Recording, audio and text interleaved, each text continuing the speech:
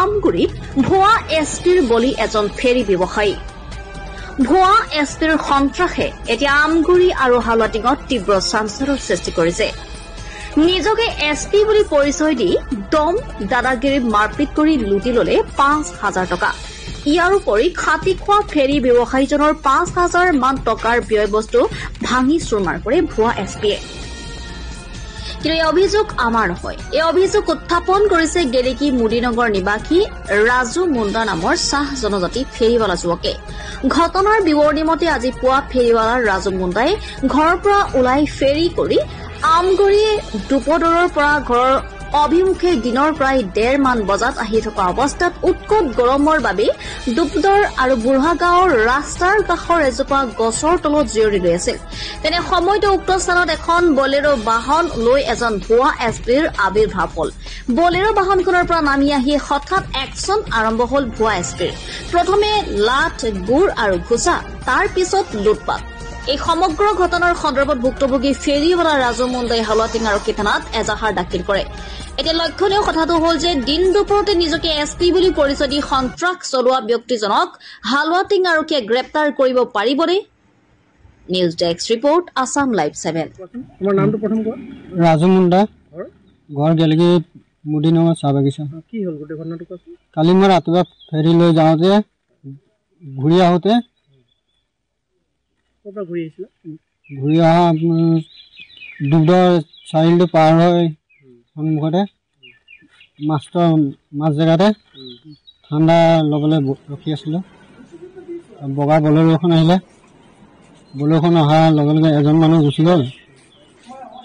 মোক এছপি বুলি চাইকেলটো আগত ফাৰ্ষ্টে গুৰ মাৰিলে। এছপি বুলি কৈছে। তাৰপিছত মোক গোটেই বস্তুবোৰ ভাঙি ধমকি চমকি দি মাৰপিট কৰিছে। মাৰপিট কৰি মোক পইচা ফাৰ্ষ্টে ১,০০০ লৈছে। তাৰপৰা আৰু ১০,০০০ বিচাৰিছিলে। ১০,০০০ নিদিয়াৰ কাৰণে পকেটৰ পৰা মনি বেগত ৪,০০০ টকা আছিলে, সেইটো লৈ গৈছে। বস্তু ৪,০০০ মান ভাঙিছে। পাতি, কেৰাহী, প্লাষ্টিকৰ বাল্টিং চাল্টিং এইকেইটা। দুজন আহিছিলে। বলেৰো বগা। এজন নামিলে, এজন গুচি গ'ল। ল'ৰাজন চিনি নাপাওঁ। গাড়ীখনৰ নম্বৰটো মনত নাথাকিলে কিমান ধৰণৰ নাচাব। নিজকে কি বুলি ক'লে নামি পেলাই? এছপি বুলি ক'লে। হালুৱাটিং থানা এছপি বুলি কৈছে।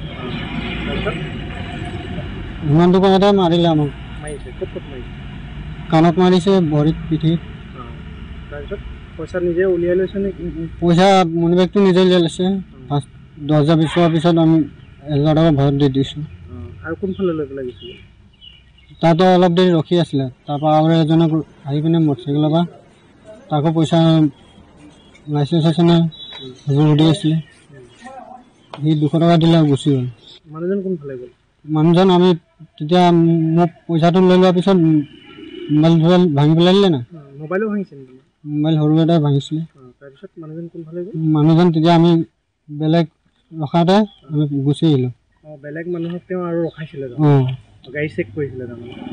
তাৰপিছত তুমি গুচি আহিলা? হয়। এতিয়া কি হালুৱাটিং থানাত এজাহাৰ দিছা নেকি? হয়। পুলিচে কি কৈছে? পুলিচে সোনকালে দিম বুলি ৰিপৰ্টটো দিম বুলি কৈছে। আপুনি আপোনাৰ সন্তানৰ নামভৰ্তি কৰিলেনে? অপেক্ষা কিহৰ? স্বৰ্ণোজ্জ্বল গৌৰৱময়ী ইতিহাসেৰে কঠোৰ সাধনাৰ অবিচলিত পথেৰে দশকজুৰি মানৱ সম্পদ গঢ়াৰ শুভ্ৰ ধ্বজা বহনকাৰী ঐতিহ্যমণ্ডিত আমগুৰি মহাবিদ্যালয় আপোনাৰ সন্তানৰ বাবে হ'ব পাৰে উন্নত শিক্ষা প্ৰদানেৰে উজ্জ্বল ভৱিষ্যত উপহাৰ দিয়া এখন পলসুৱা উপত্যকা।